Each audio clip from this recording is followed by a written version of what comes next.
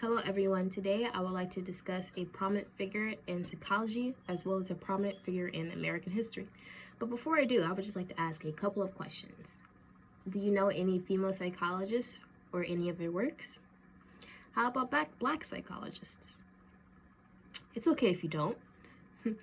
In his book History of Psychology, author David Horstall notes that minorities, including black and female psychologists, have long been neglected in psychology's history, which comes as no surprise to me.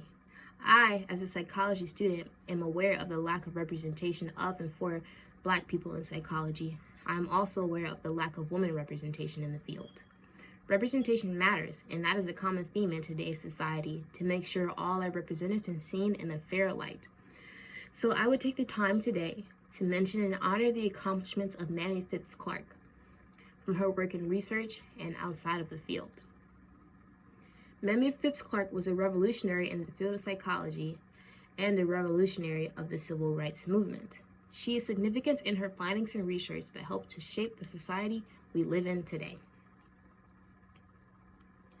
Mamie Phipps Clark was born in 1917 in Hot Springs, Arkansas. Her parents were both intellectual people with good income. Her father was a physician and her mother aided him, so for Mamie, education was a must. Mamie had good grades all throughout elementary and high school, where she was awarded scholarships to Howard and Fisk University. Mamie decided to go to Howard University to pursue a degree in mathematics. While an undergraduate at Howard University, she met her soon-to-be husband, Kenneth Clark, who convinced her to switch her majors from mathematics to psychology, which is probably easy to do because math is really boring. She graduated magna cum laude in 1938 from Howard University, and from there she wanted to pursue graduate school, but no schools would accept African American students. So during that time, she worked at a law office where she saw firsthand the damaging effects of segregation on black people. Mary soon got into graduate school at Columbia University, and her experiences at the law office is what shaped the idea of her graduate dissertation. Mamie and Kenneth graduated from Columbia Universities with PhDs, both being the first black people to do so. A brief background on Mamie's husband, Kenneth Clark, is needed because he played a major role in Mamie's accomplishments. They did conduct and do most of their research together. Kenneth Clark was a student working on his master's at Howard University when he met Mamie. Together, they would conduct a master's dissertation on self-identification in black children, which would lead them to conduct their famous psychological experiment.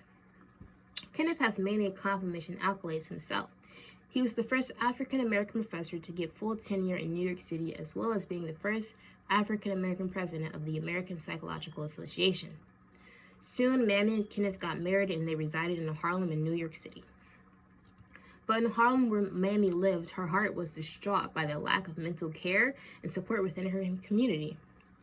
In 1946, Mamie established the first mental health care facility for children and families in the Harlem area of New York City. Even though this center was not very successful, Mamie's second attempt to open a mental health care facility was. And this facility is known as the Northside Center for Child Development, where she was the director for over 30 years. In the 1940s, Mamie and her husband, Kenneth, received a 3-year grant to facilitate their research on racial bias and segregation of child development. This test is known as the infamous doll experiment.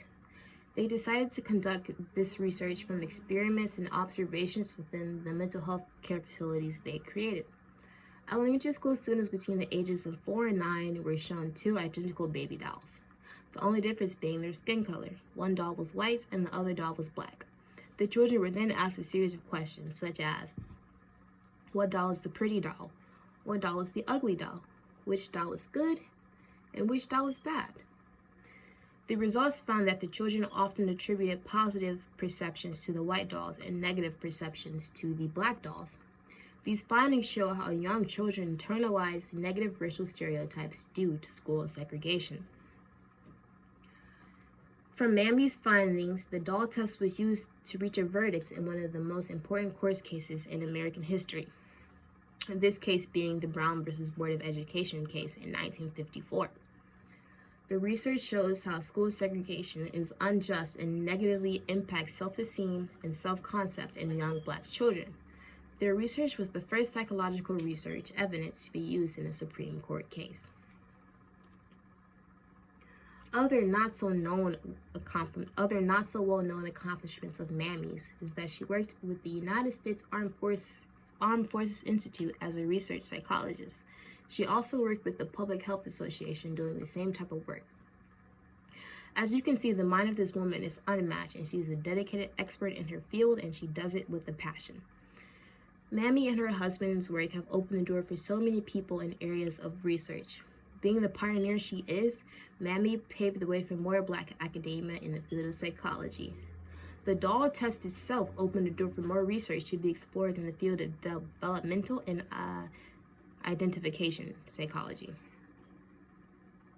She's an icon for all women in the field of science, and she's an icon for Black Americans in the struggle against racism and oppression. Her groundbreaking research and contributions to society have opened the door for discussion and change in the justice system and the education systems on equal, unjust rules and regulations. In the past few minutes, I have discussed Mamie's significant role in psychology and civil rights. I believe without the work of Mamie and Kenneth Clark, there would still be some form of segregation, or it would have taken a lot longer for these laws to be terminated. With their findings, they've shown that the psychological development of minorities is important, and we should be grateful for the contributions Mamie and her husband have made to make America a fairer place for all. Even though there's still a long way to go, it's a lot fairer than it used to be. All research is important, and Mamie's research is a prime example of that. I know that sometimes the struggle of school and life can be trying, but I am reminded and inspired by the actions and mind of this woman to not give up. Since there is a lack of representation within the field of psychology, it can be difficult for me or someone like me to find inspiration. Class material is often flooded with research and history of white male psychologists, but not other psychologists. I'm reminded that things have been worse and that things can still be better, and I can be a part of that positive change.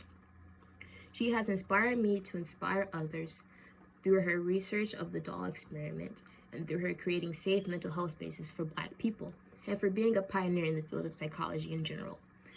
Mamie's underrated, but her impact is not.